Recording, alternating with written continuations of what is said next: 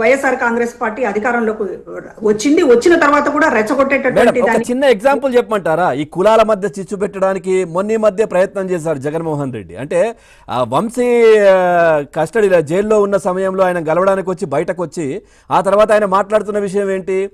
కొడాలి నాని, తర్వాత వల్లభనేని వంశీ, తర్వాత దేవినేని అవినాష్, వీళ్ళంతా చంద్రబాబు నాయుడు గారి కంటే అందంగా ఉన్నారు, అదే కమ్యూనిటీకి సంబంధించిన వాళ్ళు, సో వీళ్ళు ఎదుగుతున్నారని ఓర్వలేక ఆయన ఆ విధంగా చేస్తున్నారని, అంటే ఆ కమ్యూనిటీ మధ్యలో చిచ్చు పెట్టడం.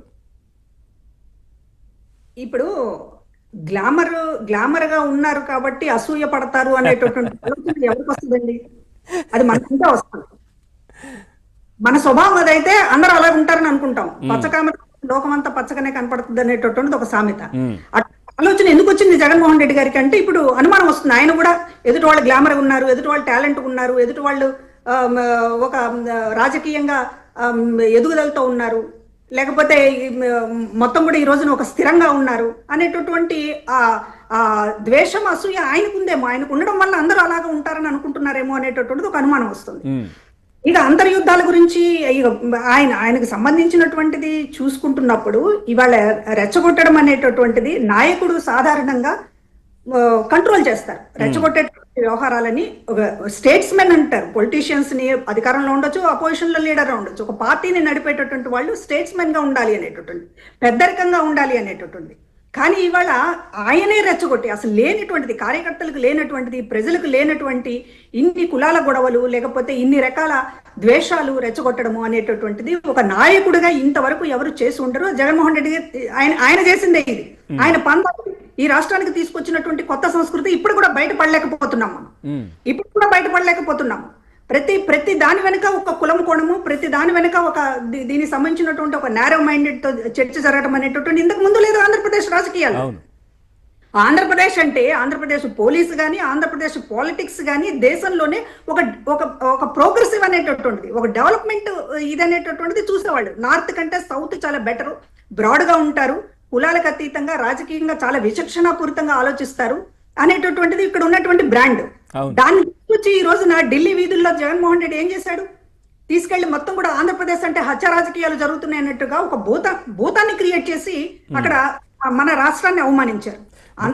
ముఖ్యంగా 3 ప్రాంతాల మధ్య చిచ్చు పెట్టే ప్రయత్నం కూడా చేశారు కదా, 3 రాజధానులు అంటూ. అది కూడా చిచ్చే కదా. కులాలు, ప్రాంతాలు, డిపార్ట్మెంట్ లోనే, ప్రభుత్వంలోనే అన్ని వ్యవస్థల మధ్య చిచ్చు పెట్టడము, ఒక డిపార్ట్మెంట్ కి ఇంకో డిపార్ట్మెంట్ కి మధ్య చిచ్చు పెట్టడము, నాయకుల మధ్య చిచ్చు పెట్టడం, కోటరీలోనే ఒకళ్ళకి వ్యతిరేకంగా ఒకళ్ళని ఎగదోయటం, ఇన్ని రకాల చిచ్చులకు సృష్టికర్త జగన్మోహన్ రెడ్డి గారు కాదా?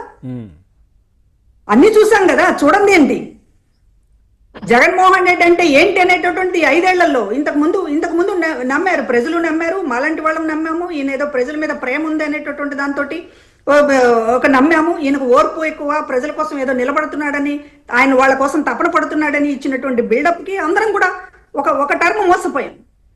కానీ అధికారంలోకి వచ్చిన తర్వాత అసలు ఒక సాధారణ నాయకుడు కూడా అలా ఉండలేడనేటటువంటిది కదా మనం చూసినటువంటి. మేడం, ఇదంతా మళ్ళీ మనం జగన్మోహన్ రెడ్డి కావచ్చు, ఆయన ప్రవర్తన, వ్యవహార శైలి మాట్లాడదాం. కానీ మాధవ్కి సంబంధించి మీరు కేసు పెట్టారు నవంబర్లో. సో దానికి సంబంధించి నిజంగా కూడా యంత్రాంగం నుంచి కూడా చాలా స్పీడ్గా దానికి సంబంధించి నోటీసులు ఇవ్వడం కావచ్చు, ఆయనకు రమ్మని పిలవడం కావచ్చు. ఇదేదో ఆయనకేదో వర్క్ ఉంది అంటున్నారు. ఏముంటుంది మేడం, పని ఏముంటుంది? ఎందుకంటే ఆయన ఇప్పుడు ఎంపీ కాదు. సో ఏంటి ఆయనకేదో నా పనిని బట్టి 5వ తారీఖు నాడు అటెండ్ అవ్వాలా లేదా చెప్తా అంటున్నారు ఆయన.